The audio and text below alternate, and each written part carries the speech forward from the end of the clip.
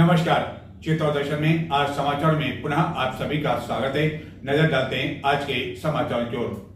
चित्तौड़गढ़ जिले के कपासन थाना क्षेत्र में कांकरिया के समीप सड़क हादसे में मोटरसाइकिल पर सवार एक व्यक्ति की मौत हो गई, जिसके बाद आक्रोशित ग्रामीणों ने चक्का जाम कर दिया। घटना की जानकारी मिलने पर पुलिस मौके पर पहुंची।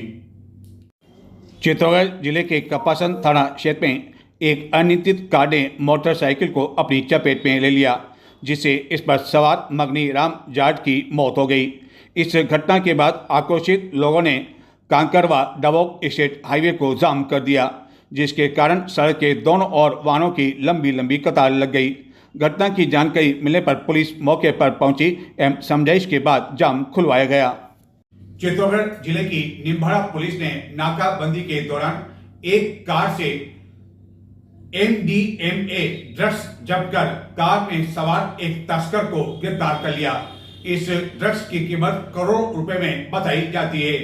पुलिस गिरफ्तार किए गए अभियुक्त से पूछताछ करने में लगी हुई है कि यह उसके द्वारा कहां से लाई जा रही थी और कहां सप्लाई की जा रही थी।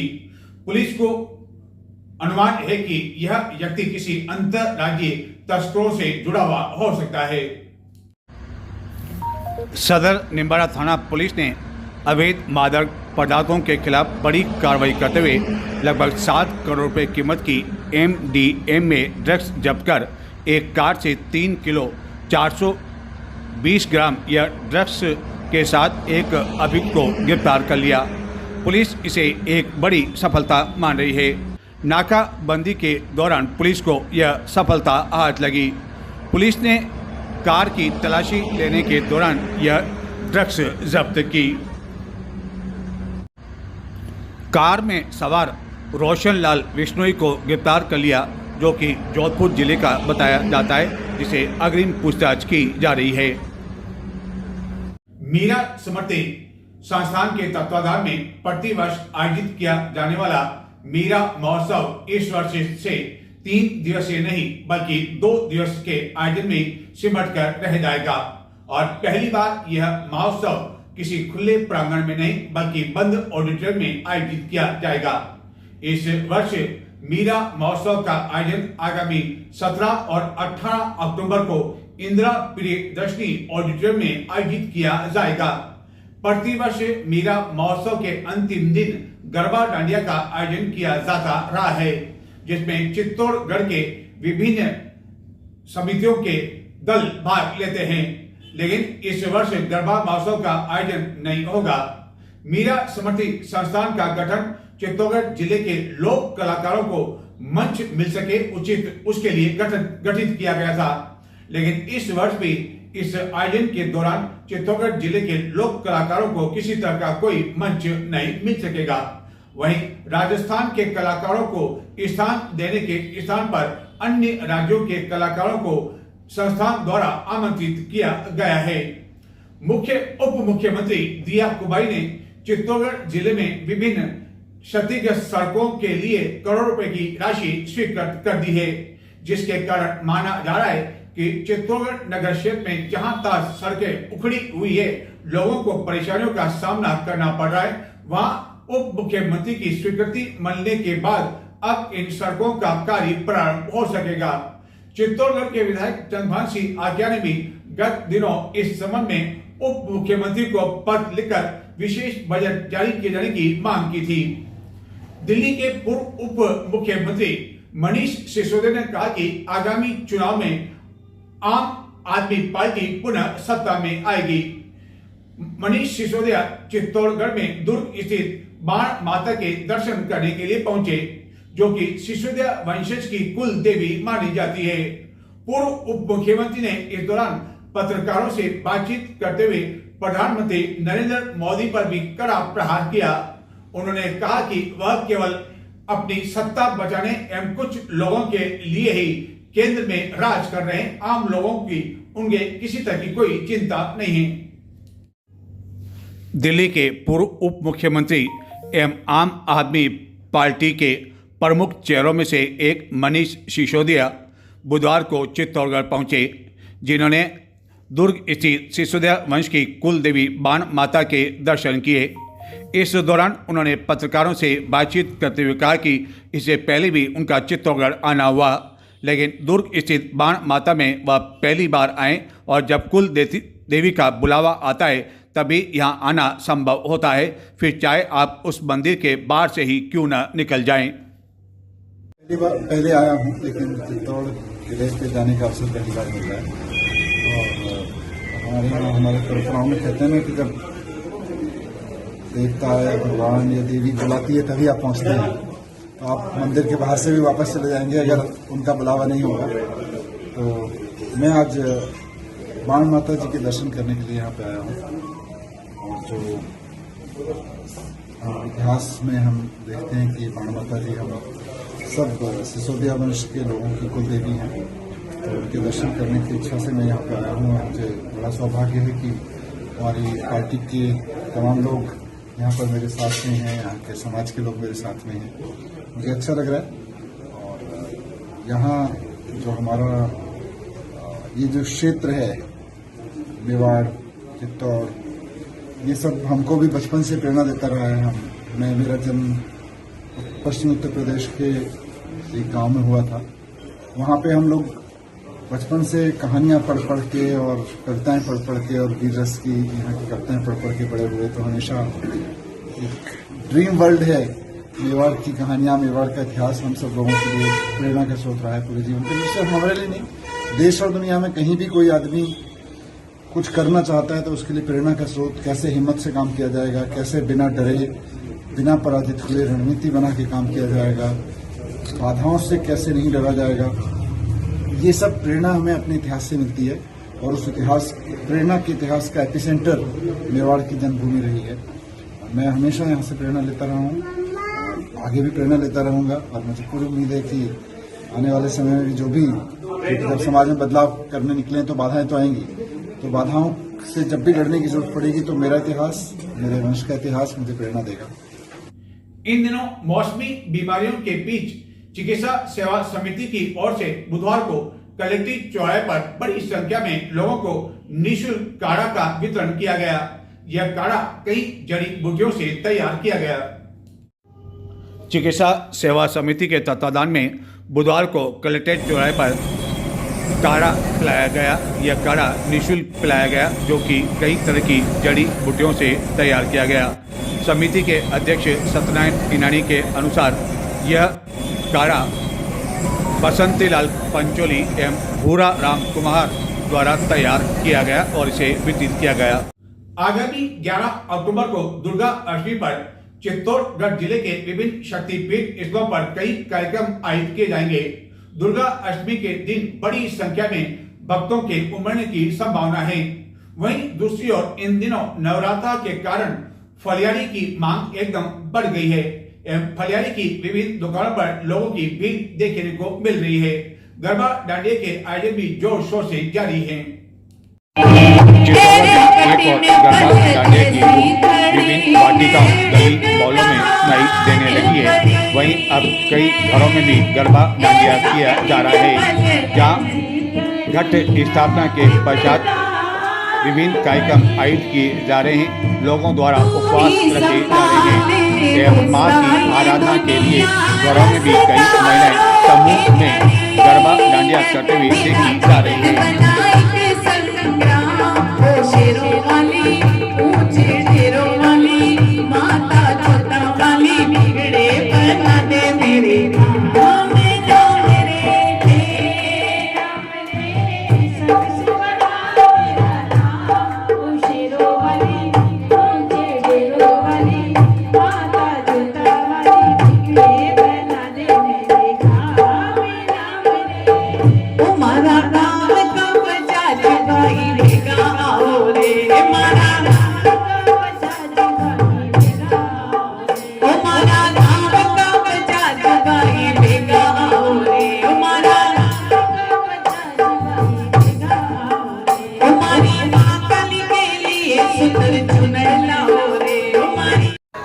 चित्तौड़ दुर्ग स्थित कालिका माता मंदिर, निकटवर्ती जातला माता, जोगड़िया माता समेत अन्य शक्तिपीठों पर भी इन दिनों बड़ी संख्या में भक्तों के आने का सिलसिला बना हुआ है।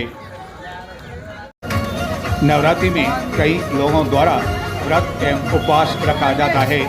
इस कारण इन दिनों चित्तौड़गढ़ में फलियारों की दुकानों पर भी काफ़ी अधिक भीड़ देखी जा रही है। हालत यह है कि कुछ दुकानों पर तो ग्राहकों की इतनी अधिक भीड़ है कि व्यापारियों को समय भी नहीं मिल पा रहा है और वह विभिन्न व्यंजन तैयार करने में इन दिनों जोरों से लगे हुए हैं। सब्जियों के भाव ने इन दिनों किचन में आग लगा रखी है और आग लगाने में टमाटर और प्याज भी पीछे नहीं है, जिसके भाव इतने अधिक हो गए हैं कि गृहिणियों का बजट भी डगमगाने लगा है। एक और सब्जियों के भाव आसमान को छूने लगे हैं, वहीं नवरात्रि के कारण इन दिनों फलों के भाव भी काफी अधिक महंगे हो गए, जो कि आम आदमी से दूर होते जा रहे हैं। इन दिनों सब्जियों एवं फलों के भाव सुनकर ही यह मुंह से निकल जाता है, उफ यह महंगाई। सब्जियों के भावों ने किचन में आग लगा रखी है और आग लगाने में लाल टमाटर और प्याज भी पीछे नहीं है। लाल टमाटर के भाव इन दिनों 80 रुपये किलो तक पहुंच चुके हैं, जबकि नींबू भी अधिक तीखापन दिखा रहा है, जिसके भाव इन दिनों 120 से 140 रुपये किलो तक पहुंच गए हैं। जबकि अच्छी किस्म का एप्पल भी इन दिनों 250 रुपये किलो बिक रहा है। अनार के भाव भी इन दिनों 200 से 250 रुपये किलो चल रहे हैं। यह सब कुछ नवरात्रि के कारण भी हो रहा है, जबकि अन्य सब्जियों के भाव एवं फलों के भाव भी आसमान को छू रहे हैं। कई सब्जियों के भाव तो इन दिनों 80-90 रुपये किलो तक हो चुके हैं। हरा धनिया हालांकि गत कुछ दिनों के मुकाबले इन दिनों सस्ता हो गया है, लेकिन टमाटर जो कि मुख्य रूप से सब्जियों में डाले बिना सब्जियां अधूरी रह जाती है एवं उसमें वह स्वाद नहीं आ पाता है, उसके भाव भी इन दिनों 70-80 रुपये किलो तक पहुंच चुके हैं। दरअसल इन दिनों नींबू महाराष्ट्र के गोंडा और मध्य प्रदेश एवं अदरक बेंगलोर और हरी मिर्च मध्य प्रदेश से आ रही है। महाराष्ट्र और बेंगलोर में भारी बारिश के कारण टमाटर की फसल को काफ़ी अधिक नुकसान पहुंचा है। अभी लोकल सब्जियों की आवक कम होने की वजह से सभी सब्जियों के दाम तेज हो रहे हैं एवं कुछ दिनों बाद ही इसकी गिरावट हो सकती है। हालांकि कुछ कम कीमत वाला प्याज इन दिनों चित्तौड़गढ़ के कपासन चौराया एवं अन्य कुछ स्थानों पर बिकने के लिए आया हुआ है, लेकिन यदि क्वालिटी की बात करें तो क्वालिटी वाला प्याज चित्तौड़गढ़ के बाजार में 70 से 80 रुपये किलो बिक रहा है। नवरात्र शुरू होने के साथ ही इन सब्जियों के दामों में काफ़ी अधिक बढ़ोतरी हो चुकी थी और बाजार में महंगी सब्जियों ने लोगों का जायका इन दिनों बिगाड़ रखा है। आम और खास की रसोई का जायका बढ़ाने वाले टमाटर, हरी मिर्च सहित सब्जियों की कीमत आसमान में पहुंचने से सब अधिक परेशान हैं और सब यह कहते हुए सुनाई दे सकते हैं कि जब सब्जियों के भाव ही इतने अधिक आसमान पर पहुंच गए तो अन्य का क्या हाल होगा। हालत यह है कि पूर्व में सब्जियों की खरीदारी 1 किलो ग्राहक भी अब अपनी जेबें अधिक ढीली नहीं कर पा रहे हैं और आधा किलो या उससे कम सब्जी से ही काम चला रहे हैं। सब्जी विक्रेताओं के अनुसार शायद दीपावली के बाद कुछ राहत मिल सकती है एवं नवरात्रि समाप्त होने के बाद शायद फलों के दाम में भी गिरावट हो सकती है। फलों के बारे में यदि बात करें तो हालत यह है कि नारियल जो कि काफ़ी अधिक स्वास्थ्य के लिए लाभदायक होता है, उस नारियल के भाव भी अब 60 से 70 रुपये प्रति पीस के अनुसार पहुंच गए हैं, जबकि यही नारियल कुछ समय पहले आसानी से 40 रुपये किलो मिल रहा था। जबकि अनार के भाव भी कुछ समय पहले 150 रुपये किलो थे। हालांकि बाजार में अभी तक चित्तौड़गढ़ के सीताफल की आवक नहीं हुई है, लेकिन बाहर से सीताफल की आवक शुरू हो चुकी है। हालांकि उसके भाव अपेक्षाकृत महंगे हैं और माना जा रहा है कि चित्तौड़गढ़ में दीपावली के बाद चित्तौड़गढ़ के जो प्रमुख सीताफल है वह आने लगेंगे। हालांकि यह अभी कहना मुश्किल है कि चित्तौड़गढ़ के सीताफल के भाव में भी उछाल होगा या नहीं, लेकिन माना जा रहा है कि सीताफल के भाव भी इन आगामी दिनों में आम लोगों की पहुंच से दूर होंगे। चित्तौड़गढ़ के सीताफल कई दूर स्थानों तक भिजवाए जाते हैं, जिसकी मिठास के बारे में कहा जाता है कि यहाँ के सीताफल की मिठास कुछ अलग ही है एवं अन्य कई फलों में जिसमें ड्रैगन भी मुख्य रूप से शामिल है, वह भी इन दिनों काफ़ी अधिक महंगा हो चुका है, यानी महंगाई महंगाई महंगाई। गत दिनों स्वच्छता अभियान के तहत स्वच्छता पखवाड़ा मनाया गया था। अधिकारियों से लेकर जनप्रतिनिधियों ने विभिन्न स्थानों पर फोटो खिंचवाकर यह बताने की कोशिश की कि उनके द्वारा सफाई की ओर विशेष ध्यान दिया जा रहा है। लेकिन वहीं दूसरी ओर बेरज पुलिया पर क्या हाल है, हम आपको बताते हैं, जहाँ की हर समय दुर्घटना की संभावना बढ़ी रहती है और आवश्यकता केवल कुछ श्रमदान करने की है। लेकिन ऐसा लगता है कि जो अभियान चलाया गया था वह केवल कुछ स्थानों तक ही सीमित होकर रह गया। देश भर में गत दिनों प्रधानमंत्री नरेंद्र मोदी के आह्वान पर स्वच्छता अभियान के तहत स्वच्छता पखवाड़ा चलाया गया था, जिसके तहत चित्तौड़गढ़ में भी विभिन्न स्थानों पर प्रशासनिक अधिकारियों से लेकर जनप्रतिनिधियों ने विभिन्न स्थानों पर साफ सफाई करवाई की एवं फोटो खिंचवाने की होड़ में भी कोई भी पीछे नहीं रहा। एवं कुछ स्थानों में जिसमें कि कलेक्ट्री एवं विभिन्न विभाग शामिल है, वहाँ साफ सफाई का काम किया गया। लेकिन वह स्थान जहाँ से कि आम लोगों का आना जाना होता है एवं प्रतिदिन सैकड़ों की संख्या में लोग जिस प्रमुख मार्गों से गुजरते हैं, वहाँ कुछ श्रमदान करने के लिए भी प्रयास नहीं किए गए। यह है चित्तौड़गढ़ की बेड़ज नदी पर स्थित बेड़ज पुलिया, जहाँ से प्रतिदिन कई वाहनों का आना जाना होता है। लेकिन इस पुलिया के दोनों ओर का हाल यह है कि जगह जगह कंटीली झाड़ियाँ, कहीं पेड़ उग आए हैं एवं कई स्थल से जालियाँ भी टूट चुकी है। लेकिन इसके बावजूद इस ओर ध्यान देने वाला कोई नहीं है, जबकि इन कंटीली झाड़ियों आदि की वजह से कभी भी दुर्घटना हो सकती है, क्योंकि कई बार वाहनों को यह झाड़ियाँ दूर से भी रात्रि के समय दिखाई नहीं देती है। रात्रि के समय यहाँ अंधकार होने की वजह से और अधिक परेशानी आती है एवं कुछ स्थानों से जाली टूटी होने की वजह से हर समय दुर्घटना की संभावना बनी रही। इन दिनों नवरात्रि महोत्सव के तहत पूरे देश में गरबा डांडिया की धूम मची हुई है, जिसके तहत हमने आपको 2 दिन लगातार बताया था कि गुजरात के अहमदाबाद में इन दिनों किस तरह गरबा डांडिया का आयोजन हो रहा है। और इसी अहमदाबाद की यात्रा के दौरान हमने एक ऐसा भी होटल देखा जो हम आपको भी बताते हैं, जो आपको याद दिलाएगा पुराने दिनों की ताजा। आप भला कहेंगे कि होटल से पुराने दिनों का क्या लेना देना, लेकिन आप स्वयं देखें इस होटल को, आपको पता लग जाएगा कि आखिरकार इसका पुरानी यादों से काफी कुछ लेना देना है और शायद आप भी इस होटल में जाना चाहेंगे। गुजरात के अहमदाबाद या देश के अन्य कई स्थानों पर स्थित होटलों में आप कई बार गए होंगे, लेकिन कुछ होटलें ऐसी होती है जहां जाने पर पुरानी यादें ताज़ा होती है। और उनमें से ही एक अहमदाबाद में सीजी रोड पर स्थित है मिर्च मसाला। कहने को तो यह मिर्च के नाम से है और मिर्च मसाला आपको लगेगा कि अंदर मिर्ची और मसाले काफ़ी अधिक ज़्यादा सब्जियों में होते होंगे, लेकिन जब इस मिर्च मसाला की दुकान के अंदर आप जाते हैं तो आपको देखने को मिलेगा इस होटल के अंदरूनी का यह नज़ारा। और होटल के अंदर पहुंचते ही आप खो जाएंगे पुरानी यादों में।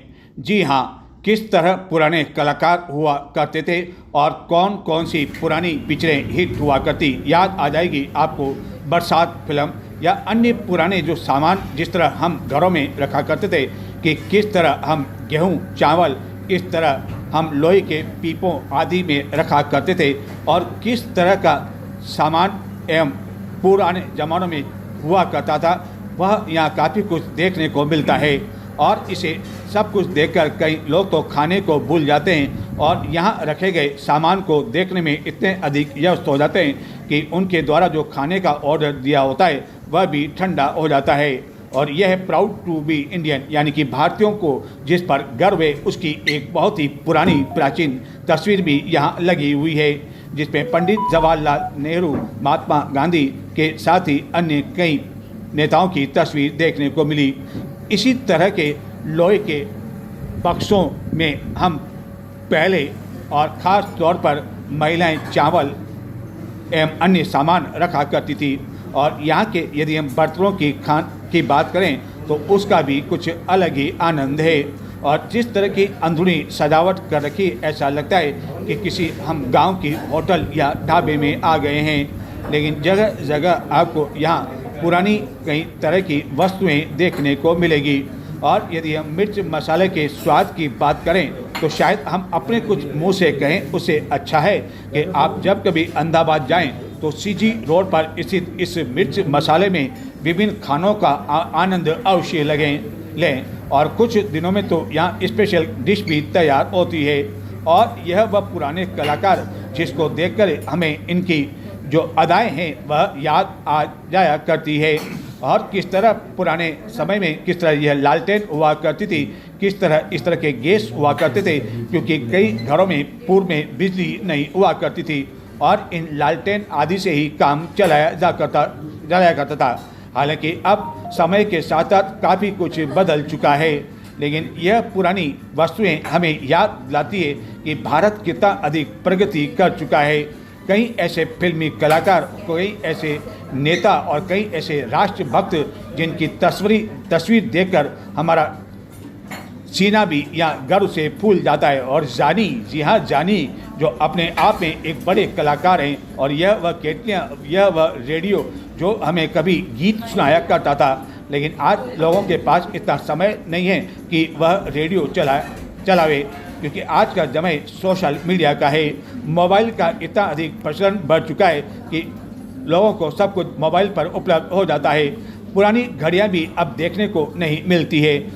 कई लोगों ने तो घड़ियां पहनना ही बंद कर दिया है, क्योंकि मोबाइल पर सब कुछ मिल जाता है। और ये मौगम बहुत खुश हुआ। जी हाँ, इस कलाकार को देखकर भी आपको याद आ गया होगा कि इस कलाकार ने भी अपनी पहचान बनाई। और राज कपूर साहब यदि इस होटल में न हो तो सारे फोटो और तस्वीरें अधूरी है। यानी कि काफ़ी कुछ इस होटल में आपको देखने को मिल सकता है।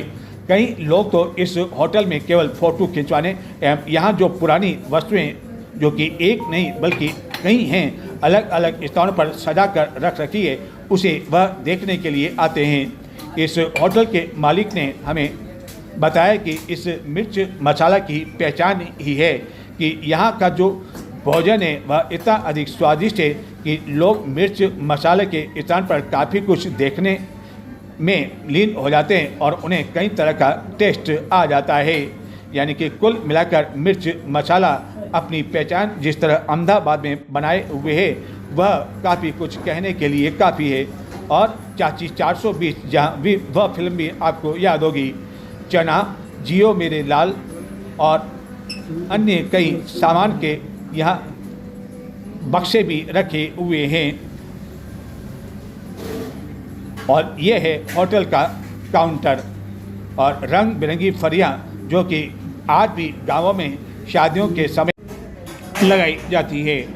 गुजरात में वैसे भी इन दिनों नवरात्रि की धूम मची हुई है एवं सभी होटल, रेस्टोरेंट कई तरह के व्यंजनों से इन दिनों भरे हुए, खासकर फलियारे के मामले में।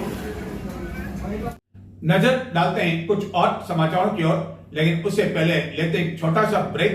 और ब्रेक के बाद आपको बताएंगे कि घुटने का प्रत्यारोपण किस उम्र में करवाना चाहिए। इस बारे में हमारी बातचीत हुई अहमदाबाद में स्थित प्रसिद्ध इंटरनेशनल अपोलो हॉस्पिटल के एक प्रमुख चिकित्सक डॉक्टर अंकित वाधवाना से। देखते हैं उनका क्या कहना है, लेकिन एक छोटे से ब्रेक के बाद।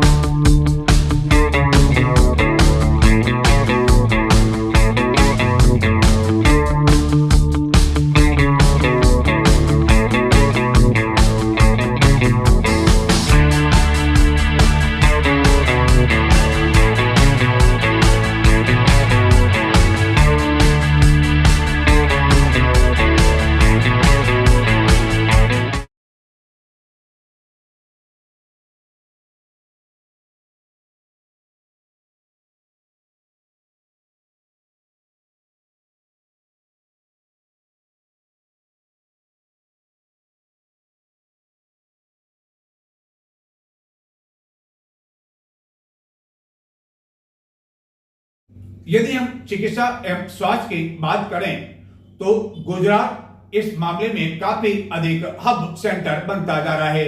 विशेषकर अहमदाबाद में बड़े से बड़े कई आधुनिक हॉस्पिटल खुलने लगे हैं और अभी भी यह सिलसिला जारी है। कई बड़े बड़े लोगों ने हॉस्पिटल बना रखे जहां मरीजों को कई तरह की आधुनिक सुविधाएं दी जा रही है।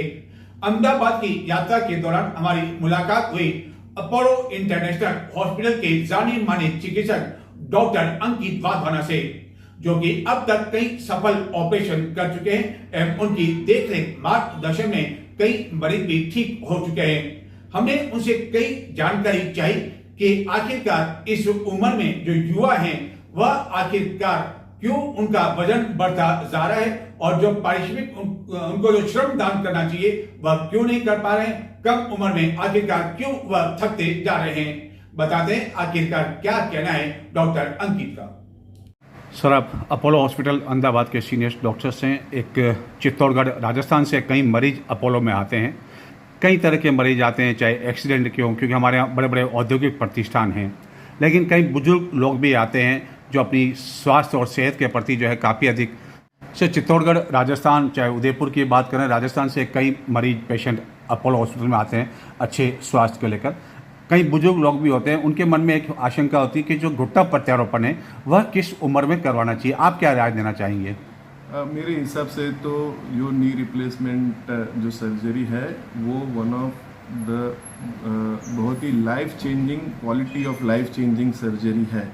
जो चलने फिरने की, जो घुटने की वजह से चलना फिरना बंद हो जाता है, वो रिप्लेसमेंट करने से बहुत ही अच्छा रिस्पॉन्स आता है और बहुत ही सेफ टाइप की सर्जरीज है उसके अंदर। तो जो भी चलते फिरते एज एक कोई भी उम्र में देखा जाए तो बेसिकली ये जो ऑपरेशन होता है उसके अंदर 2-3 दिन का एक्टिविटी रिस्ट्रिक्शन हो जाता है। लेकिन अगर जो डॉक्टर 1-2 दिन दूसरे दिन पे ही, जैसे कि अपोलो के अंदर दूसरे दिन पे ही शुरू कर देते हैं चलना फिरने के लिए, तो अगर ऐसी शक्यता है तो कोई भी एज में ये सर्जरी कर सकते हैं।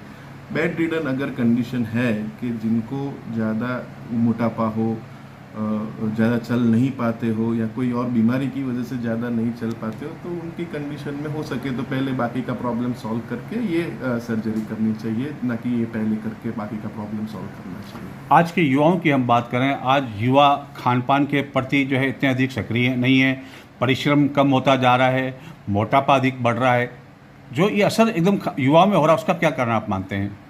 हाँ, वो मेन तो चीज़ है कि मोबाइल और बेड रिडन मुश्किल से जाते हैं, तो एक्सरसाइज, फिजिकल एक्टिविटी ज़्यादा से ज़्यादा करने का कम हो गई है, वो तो ज़्यादा से ज़्यादा करने की सलाह रहेगी। और मोबाइल का उपयोग थोड़ा कम करे तो ज़रूरत पड़ने पे ही करे, और कुछ काम के लिए करे, कुछ पढ़ाई करने के लिए करे तो ज़्यादा बेहतर रहेगा उसके अंदर। एक सबसे बड़ी बीमारी जो कि न केवल पूरे देश में बल्कि विश्व में तेज़ी से फैलती जा रही है, डायबिटीज युवा में भी होने लगी है। क्या इस डायबिटीज का असर खान पान पर है? हाँ, होता है, सब एक्टिविटी पे रहता है। चलने फिरने कम करने से, जंक फूड ज़्यादा खाने से, घर का खाना कम खाने से, बाहर का खाना ज़्यादा खाने से डायबिटीज़ होती है उसके अंदर। तो वो सब नहीं करना चाहिए। हो सके तब तक घर का ही बना हुआ खाना खाइएगा तो स्वस्थ रहेंगे, भले ही जो कुछ भी हो करके। तो डायबिटीज के बारे में कहा जाता है कि यदि डायबिटीज हो गई तो आपको, जब तक आप जिंदा हैं तब तक आपको दवाइयों का सेवन करना पड़ेगा। क्या ये सही है? तकरीबन देखा जाए तो वो बात भी सही है। जैसे दवाई को, डिजीज़ को कंट्रोल में रखना, HbA1c जो डायबिटीज़ का मार्कर है उसको कंट्रोल में रखना बहुत ही ज़रूरी है। उससे लॉन्ग टर्म किडनी फेलियर या आँखों में फेलियर, आँखों की दिखना बंद होना, वो सब कॉम्प्लिकेशन प्रिवेंट, या हार्ट अटैक आना या ब्रेन स्ट्रोक आना, पैरालिसिस आना, वो सब कम करने के लिए बहुत ही ज़रूरी है डायबिटीज़, HbA1c का कंट्रोल करने में। भले ही आपको दवाई लेनी पड़े, या लाइफस्टाइल से नहीं हो रहा है तो दवाई से नहीं हो रहा है तो इंसुलिन से, तो ये सभी चीज़ें से कैसे भी करके हमारा टारगेट रहता है कि उसको HbA1c को कम करे, भले ही लाइफ लॉन्ग लेनी पड़े। डायबिटीज़ दवाई लेने से कोई प्रॉब्लम मेजर होता नहीं है, दवाई इंसुलिन लेने से भी कोई प्रॉब्लम नहीं होता है। अगर ज़रूरत पड़ने पे वो आपके फैमिली डॉक्टर्स या डायबिटीज़ के स्पेशलिस्ट डॉक्टर्स से संपर्क करके उनके हिसाब से आगे का कंट्रोल रखना चाहिए। लेकिन दवाई तकरीबन अगर कंट्रोल नहीं हो रहा है तो कहीं लोगों को दवाई लाइफ लॉन्ग भी लेने की ज़रूरत पड़ सकती है, तो लेनी चाहिए। उसके अंदर वो फ़ायदा ही करेगी, नुकसान नहीं करेगी। अंतिम सवाल सर, गुजरात में अहमदाबाद की बात करें, हेल्थ की दृष्टि से बात करें, हब सेंटर बनता जा रहा है, बड़े बड़े अस्पताल बनते जा रहे हैं कई सुविधाओं। यदि हम अपोलो की बात करें तो अपोलो आज के समय किस तरह की आधुनिक सुविधाएं मरीजों को उपलब्ध करा रहा है?